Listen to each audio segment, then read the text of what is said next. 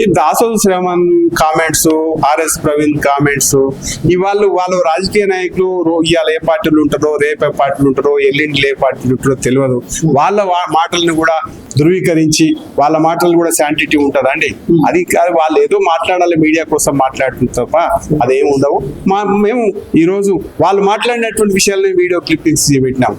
RS Praveen Kumar గారే చెప్పిండ్రు Kachiguda police station లో కేసు నమోదైందని. ఆ క్లిప్పింగ్ చూపించినాం.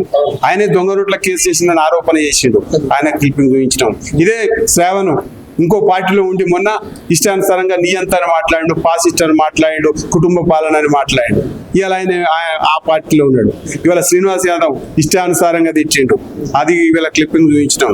ఈ రకంగా వాళ్ళు ఏ రకమైనటువంటి మాటలు మాట్లాడతారో తిట్టిపోయి ఆ పార్టీలో చేరంగానే వాళ్ళ మాటలు నమ్ముతారా? ఈరోజు ఫస్ట్ ఏదైనా చేయాలనుకుంటే కేసీఆర్ గారు బీఆర్ఎస్ పార్టీ కేసులు పెట్టాలంటే ఫస్ట్ ఆర్ఎస్ ప్రవీణ్ మీద పెట్టాలి, ఫస్ట్ శ్రావణ్ మీద పెట్టాలా. అంతే తప్ప ఇష్టానుసారంగా ఇంకోళ్ళ మీద పెడతా, సంజయ్ గారి మీద పెడతా అంటే నడవదు. ప్రజలందరికీ తెలుసు దొంగల ముఠా అయింది, ఎవరు స్కామ్ చేసి సహారా స్కామ్ లో ఎవరు ఉన్నారు, అదే రకంగా ఉమెన్ ట్రాకింగ్ ఎవరు చేసిండ్రు, ఇవన్నీ దొంగ నోట్ల వ్యవహారం ఎవరు చేసిర్రు, 4 పార్టీలు ఎవరు మారిర్రు, ఇవన్నీ తెలుసు. ఇవన్నీ ఎవరో చెప్పలేదు. సహారా కేసు దిలీప్ గారు ఆయన కింద ఉన్న ఓఎస్డీని చెప్పిన ఆయన పుస్తకమే రాసిండు. కాబట్టి ఈ రకంగా చెప్పే అన్ని వాళ్ళు చెప్పి ఇలా మేము మాట్లాడితే వాళ్ళకి ఎందుకు సూర్పు తాకుతా ఉంది? ఆల్రెడీ అక్కడ రికార్డ్ అయింది మీ స్టేట్మెంట్స్. అవన్నీ కూడా మేము కూడా మీడియాకు బయట పెడతా ఉన్నాం. అవన్నీ జరుగుతాం. సార్ ఇంకో విషయం ఏంటంటే ఇప్పుడు రాష్ట్ర అధ్యక్షుడిగా ఉన్నప్పుడు బండి సంజయ్ గారిని తీసేశారు. మరి ఇప్పుడు ఒక బీసీకి ఇచ్చే అవకాశం ఉందా? బీసీల పట్ల బీజేపీ పార్టీకి ఎటువంటి ప్రేమ ఉంది అనేది ఇప్పుడు చర్చనీయాంశంగా మారింది. ఇప్పుడు తెలంగాణ రాష్ట్రంలో 42% అమలైతే అయింది అసెంబ్లీలో. మరి దీనికి పార్లమెంట్ లో ముచ్చట ఎట్లుంటుంది? అరే పార్లమెంట్ లో నీ ఇష్టానుసారంగా బిల్లు పెట్టమంటే పెట్టరు. నీకు తోచింది ఏదో రాసి పంపితే బిల్లు పెట్టరు. పార్లమెంట్ కు ఒక పద్ధతి ఉంటది. 9th షెడ్యూల్ లో చేర్చాలంటే ఒక పద్ధతి ఉంటది. అంతే తప్ప నీ ఇష్టానుసారం సమీక్షించదు. 9th షెడ్యూల్ కూడా సుప్రీంకోర్టు ఒక్కొక్కసారి సమీక్షించవచ్చు.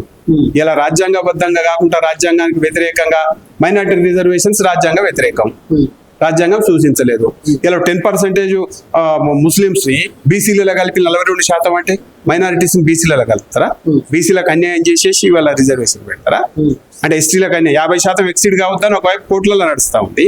అటువంటి అప్పుడు ఎస్సీలకు అన్యాయం చేస్తారా? ఎస్టీలకు అన్యాయం చేస్తారా? ఈ మైనారిటీస్ ని ఇలా బీసీలలో కలిపి నీకు ఎవడు చెప్పిండు? ఈ Dasoju Shravan comments, RS Praveen comments, వాళ్ళు రాజకీయ నాయకులు ఇవాళ ఏ పార్టీలు ఉంటారో, రేపు ఏ పార్టీలు ఉంటారో, ఎల్లుండి ఏ పార్టీలు ఉంటారో తెలియదు. వాళ్ళ మాటలను కూడా ధృవీకరించి వాళ్ళ మాటలు కూడా శాంటిటీ ఉంటుందా అండి? అది కాదు, వాళ్ళు ఏదో మాట్లాడాలి మీడియా కోసం మాట్లాడుతుంది తప్ప అదేం ఉండవు. మేము ఈ రోజు వాళ్ళు మాట్లాడినటువంటి విషయాలని వీడియో క్లిప్పింగ్స్ పెట్టినాం. ఆర్ఎస్ ప్రవీణ్ కుమార్ గారే చెప్పిండ్రు కాచిగూడ పోలీస్ స్టేషన్ లో కేసు నమోదైందని. ఆ క్లిప్పింగ్ చూపించినాం. ఆయనే దొంగ రూట్ల కేసు చేసిందని ఆరోపణ చేసిండు. ఆయన క్లిప్పింగ్ చూపించినాం. ఇదే శ్రావణ్ ఇంకో పార్టీలో ఉండి మొన్న ఇష్టానుసారంగా నియంత్రణ మాట్లాడు, పాసిస్ట్ అని మాట్లాడు, కుటుంబ పాలన అని మాట్లాడు. ఇవాళ ఆయన ఆ పార్టీలో ఉన్నాడు. ఇవాళ శ్రీనివాస్ యాదవ్ ఇష్టానుసారంగా తెచ్చిండు. అది ఇవాళ క్లిప్పింగ్ చూపించినాం. ఈ రకంగా వాళ్ళు ఏ రకమైనటువంటి మాటలు మాట్లాడతారో తిట్టిపోయి ఆ పార్టీలో చేరంగానే వాళ్ళ మాటలు నమ్ముతారా? ఈరోజు ఫస్ట్ ఏదైనా చేయాలనుకుంటే కేసీఆర్ గారు బీఆర్ఎస్ పార్టీ కేసులు పెట్టాలంటే ఫస్ట్ ఆర్ఎస్ ప్రవీణ్ మీద పెట్టాలి, ఫస్ట్ శ్రావణ్ మీద పెట్టాలా.